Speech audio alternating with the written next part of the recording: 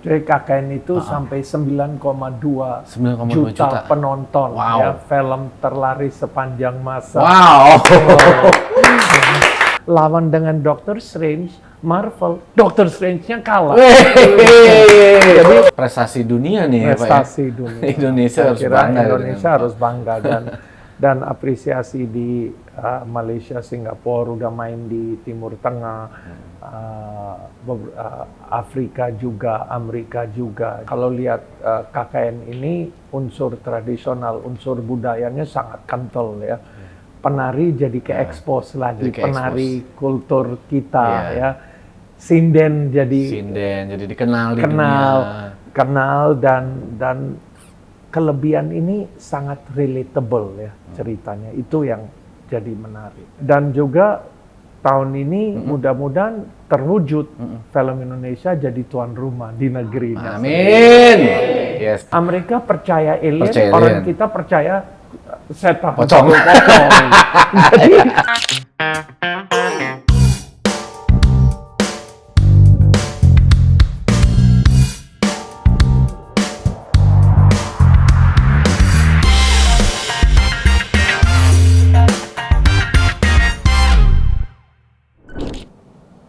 episode Anda Tanya kali ini sangat spesial. Kita kedatangan bintang tamu yang luar biasa, tokoh fenomenal dalam industri perfilman Indonesia. Siapa lagi kalau bukan Raja Film Indonesia, Pak Manoj Punjabi. Pak Manoj, terima kasih banyak loh, udah menyempetin waktunya loh. Saya yang terima kasih. Sangat sibuk banget ini. Iya, terima kasih juga. Ini Pak Manoj ya, MD Entertainment ya Pak, khususnya itu yang terbesar di Indonesia Pak. Itu orang menjuluki Bapak Raja Film Indonesia. Orang menjuluki Bapak sebagai Raja Film Indonesia Pak. Terima kasih. Bapak keberatan nggak tuh dengan julukan itu? Atau beban aja. Beban ya? Beban. Kalau jadi beban lah. Iya. Beban. Karena karya-karya Bapak selalu fenomenal Pak. Iya. Itu dulu dari mulai Ayat-Ayat Cinta ya kalau nggak salah ya, terus Habibie Ainun, itu juga terakhir juga KKN Desa Penari ya. Iya. Itu luar biasa di saat industri film kita lagi terpuruk ya di era pandemi ini. Bapak bisa membuat sesuatu yang fenomenal Pak, yang membangkitkan semangat lagi masyarakat industri film, dan animonya luar biasa KKN Desa Penari ya Pak ya. Berapa tiket tuh Pak sebenarnya? Iya, jadi KKN itu sampai 9,2 juta penonton. Wow. Ya, film terlaris sepanjang masa. Wow. Di saat kondisi seperti ini loh Pak. Saat kondisi yang sekarang aja kondisi udah oke. Karena udah 100% semua, orang udah lebih bebas. Ya biarpun kita masih jaga, tapi kan udah bebas. Zaman itu 6 bulan yang lalu, 8 bulan yang lalu, kondisi sangat beda. Kondisi itu 70% bioskop. Orang masih ke bioskop nggak bisa 100%. Ya, dibatasi. Film dibatasi.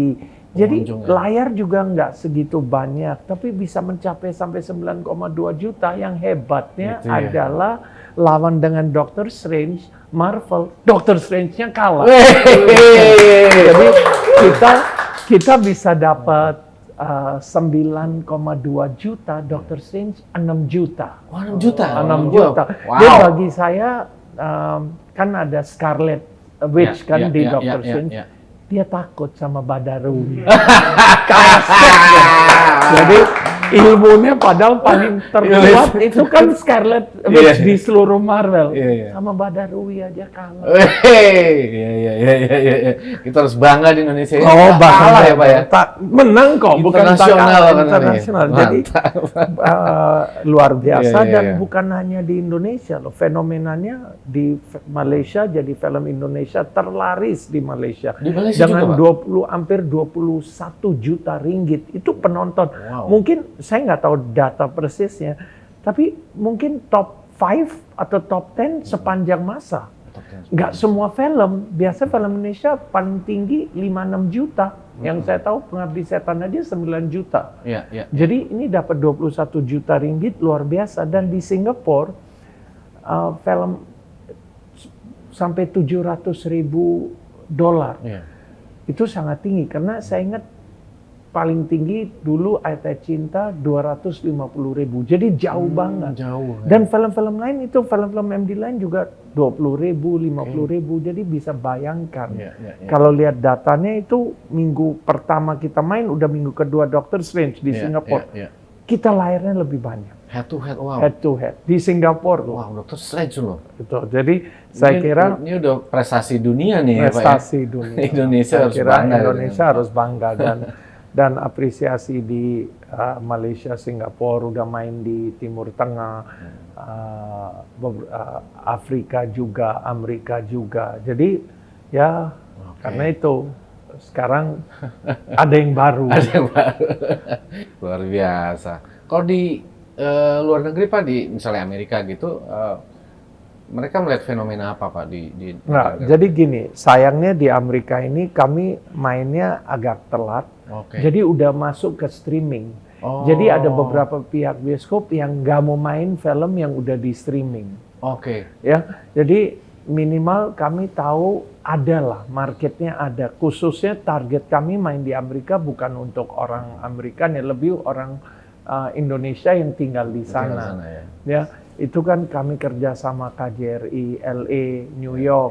Jadi udah tahu sekarang kalau ada film-film yang bermutu, kami bisa ke sana untuk attract. Jadi film Indonesia tuh bisa travel karena orang Indonesia yang tinggal di luar itu kan kangen juga dengan produk bagus.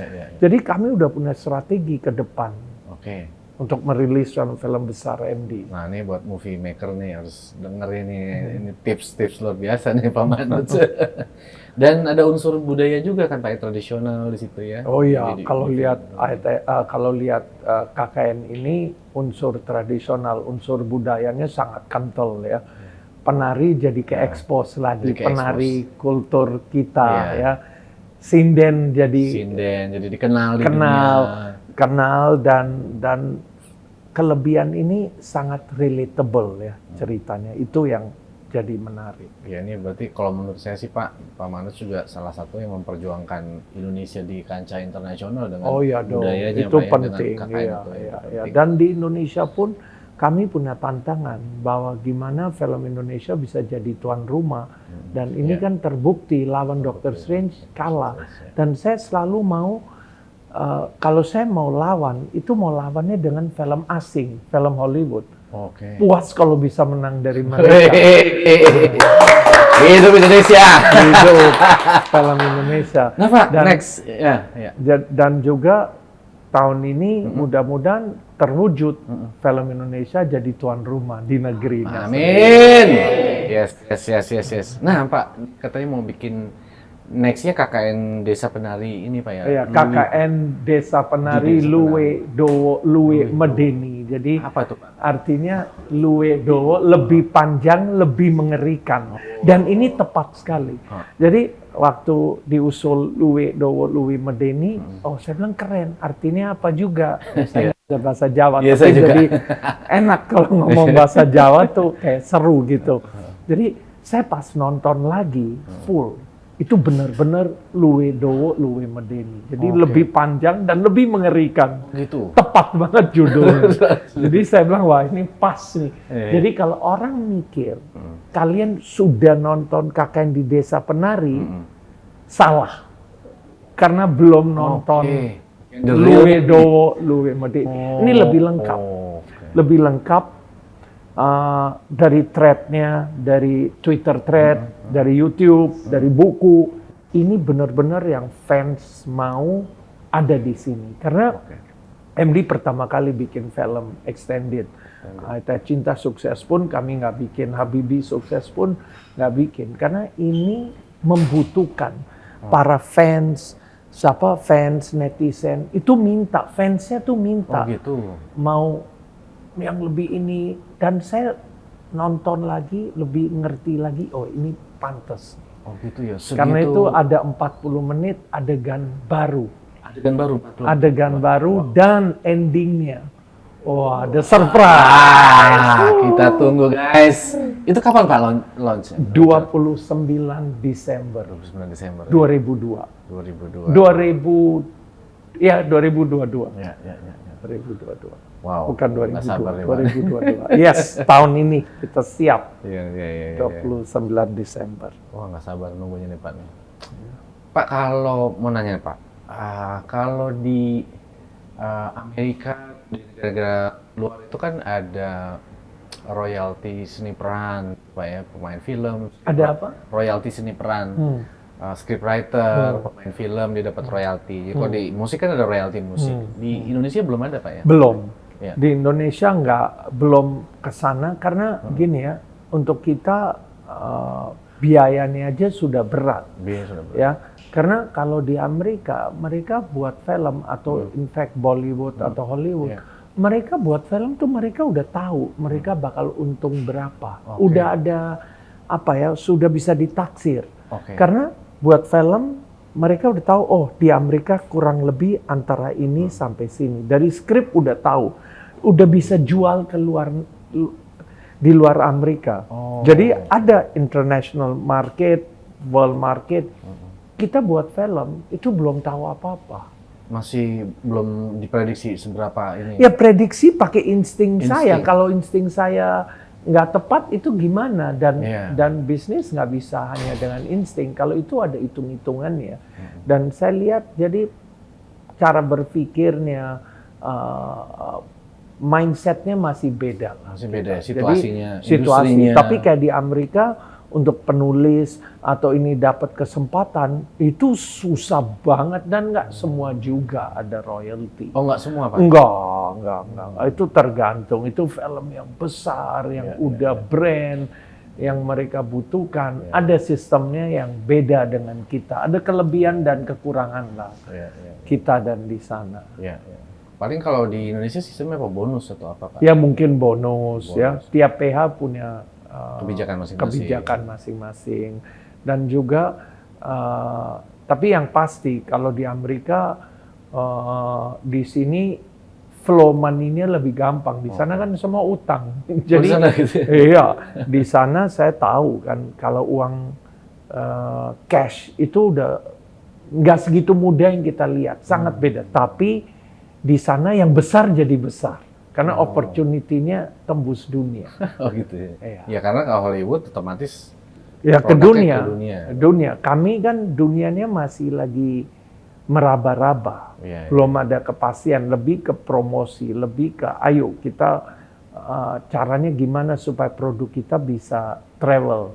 Iya, karena kemarin ramai juga soal fenomena film komedi yang masih diputar dari zaman dulu sampai sekarang gitu kan. Di TV rerun, tayang ulang apa segala macam itu pemain-pemainnya katanya tidak mendapatkan royalti gitu. Itu kan era dulu ya gitu. Era sekarang atau ke depan juga mungkin belum ya. Belum. Gitu, belum. Mau sih semua tinggal diperhitungkan. Ada urusan siapa yang tanam modal, ada resikonya. Ada resiko. Karena gini, beda banget lah apa ya? Saya lihat market Indonesia, Hollywood, Bollywood itu very different. Korea, Jepang. Nah, ada juga Pak fenomena artis-artis Indonesia yang go internasional ke Hollywood gitu Pak. Gitu dikasih peranan di film besar gitu ya di Hollywood. Cuman scene-nya padahal nggak banyak gitu ya. Itu mereka mengambil market katanya kita masyarakat kita untuk menonton itu. Apakah kita Indonesia misalnya Pak Manut tidak melakukan strategi yang sama, tapi mengambil pemain Hollywood? Ambil pemain Hollywood mau bayarnya berapa? Itu ada hal yang nggak segitu mudah. Kita bisa ambil aktor Hollywood, biayanya berapa bayar mereka? Dan balik lagi market kita kan Indonesia, yang lain kan bonus. Itu beda. Kalau Hollywood mereka mau coba ambil artis Indonesia supaya Indonesianya bisa lebih besar. Nonton banyak. Tapi kan enggak juga. Enggak juga ya Pak? Saya kira enggak. Anda bisa lihat track recordnya dari beberapa film, enggak segitu mudah. Tergantung kontennya cocok nggak. Tapi kalau dia bikin kontennya yang cocok, yang sesuai, kan gini, ada film yang kalau film Amerika buat alien Ya, atau spaceship, ya, Star Wars, Ya. Star Trek, Ya. itu kan nggak disukai di Indonesia, kurang. Marketnya kurang ditonton daripada film Fast and Furious atau Ya. Avengers atau itu kan marketnya lebih luas. Ya. Kayak Alien di sini kan nggak terlalu populer. ya, Amerika percaya alien, Percaya orang alien. kita percaya setan Pocong. Jadi marketnya beda. Pocong di Amerika bilang, ini bukan alien, ini apa? Apa ini? Jadi balik lagi, saya kira nggak bisa disamain. Oke. Terbukti kok film yang saya udah tahu, saya nggak usah mention apa film ini biasa hasilnya. Nggak efektif belum tentu ya Pak ya? Belum tentu, tapi yes, Conjuring di sini luar biasa lakunya. Di Amerika laku, tapi dari segi persentase Indonesia sangat laku. Oh jadi lebih laku di sini?